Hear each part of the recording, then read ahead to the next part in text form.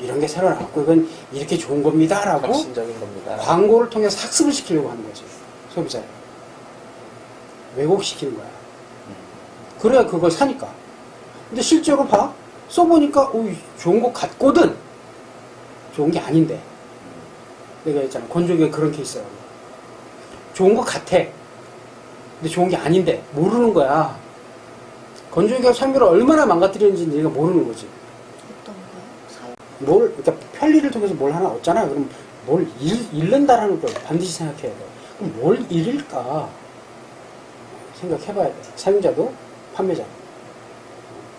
그래서 이제 이걸 참 교육을 잘 시켜야 되는데, 소비자들이 안 바뀌니까 좀 문제지, 그게. 그 중에 정말 말도 안 되는 것 중에 하나가 요즘 나오는 에어컨이지. 특히 LG에서 나오는 로봇 청소 에어컨, 이런 거 있잖아. 로봇 청소 에어컨이 있어. 근데 이 필터들은 눈에 잘 안 보이고, 필터가 먼지가 꼈는지 안 꼈는지 잘 보이질 않는단 말이야. 근데 눈에 보이는 건 먼지통에는 먼지만 보이잖아. 근데 그게 또 그 기계가 쑥 빨아당기니까 청소 안 해도 돼. 이렇게 학습이 되지. 청소 안 하고 계속 쓴다 이지. 어떻게 되겠니? 그러니까 AS 안 되잖아. 안 돼가지고 가져가잖아. 이거 주기적으로 교체하셔야 돼요. 라고 거기 AS센터에서 직원이 얘기해.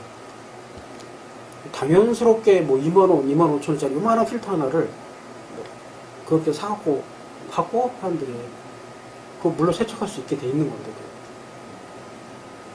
귀찮은 거고 모르는 거지.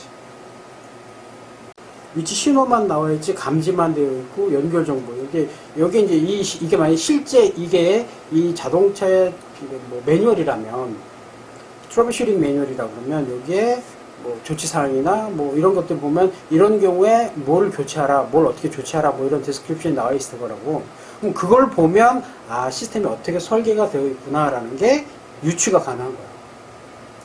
그래서 트러블슈팅 매뉴얼을 보면 시스템도 어떻게 설계되어 있다는 걸 알 수가 있어. 유추해낼 수가 있어. 회로도를 그릴 수도 있는 거지. 그런 것들이 또 장점으로 작용할 수가 있겠다. A, B, C가 들어오잖아. 네. 그럼 A와 B 사이를 이렇게 찍어서 검사하는 건 상간. 네. 그럼 선간은 뭐야? 여기랑 찍어보는 그치. 거다. 여기랑 여기, 접지랑 이렇게 찍는 게 선간. 선간은 보통 끊어진 걸 검사하는 걸 선간이라고 하고, 상간은 그렇게 이해해도 돼.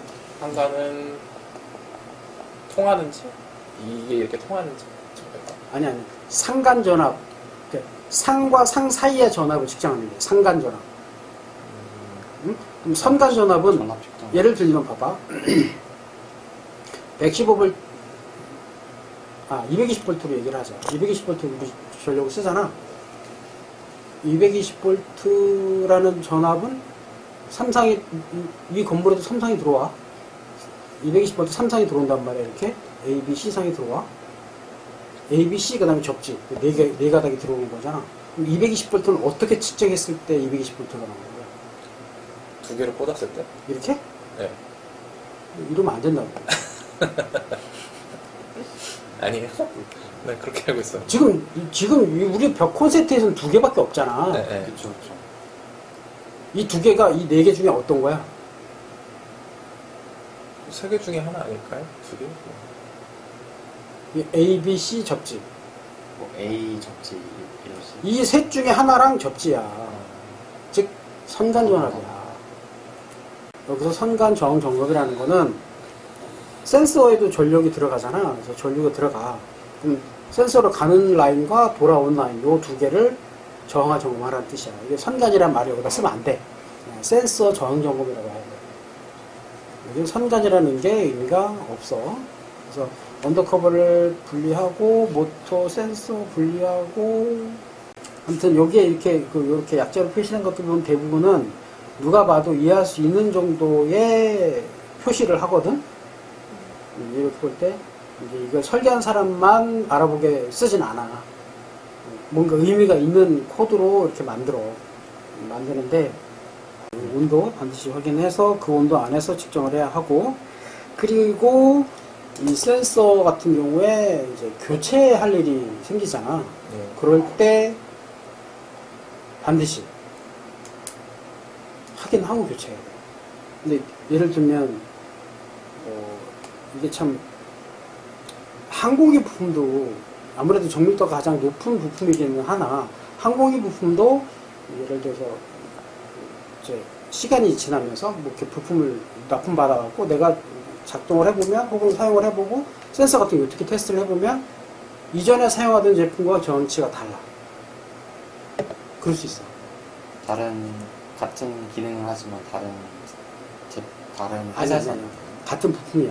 같은 부품인데 같은 회사에서 만든 부품인데 시간이 지나면서 뭐 재료가 바뀌거나 시스템 설계가 바뀌거나 얘네들도 뭔가 하청업체는 이거 부품 만들면서 뭔가 또 어딘가에서 재료를 갖고 와서 만들 거 아니야. 뭔가 변화가 된 거지. 그래서 동일한 시기에 동일하게 만들어진 제품이라면 같은 정치가 나오겠지만 시간이 지났잖아. 1년이 지나고 2년이 지났어. 그럼 같은 회사에서 만든 부품이라 하더라도 이 달라진다는 거지. 로트가 틀리면은 그 제품 스펙이 틀려진다는 거죠. 같은 그거라도. 같은 파트 넘버의 물품이라 하더라도 같은 회사에 심지어 만들었어도 왜 만드는 재료가 달라졌을 수도 있고 만드는 설비가 달라질 수도 있고 기계가 오차가 생길 수도 있고 심지어 뭐 시간이 시간이 이제 비행기 같은 경우는 30년 40년씩 쓰니까 어떤 일이 있었냐면 이 부품 만드는 회사가 문을 닫아버렸어요. 없어져.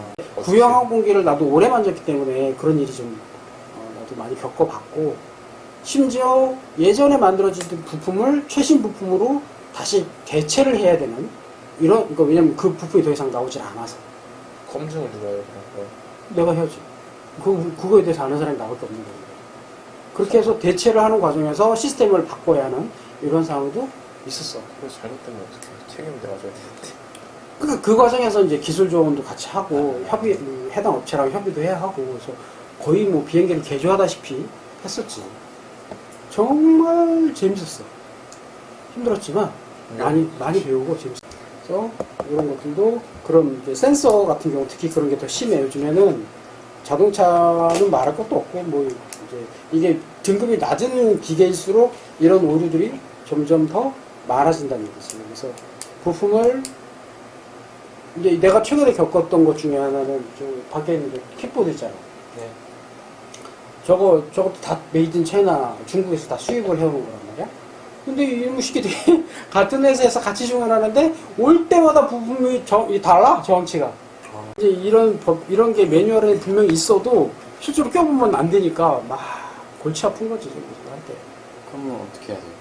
그거를 못 어떻게든 쓰니까. 또 이제 적용을 해서 잘라내고 그냥 야 이 기능 없애버리고 다 없애버리는 거지 막 없애버리고 그렇게 쓰는 경우도 있고 뭐 그러니까 뭐 주행하다가 갑자기 서갖고 뭐 사람 넘어지고 다치고 보험 처리하고 그래서 신뢰도가 높은 기계 써요. 어? 위험한 기계들. 다음 시간에 모터 쿨링 시스템 가봅시다.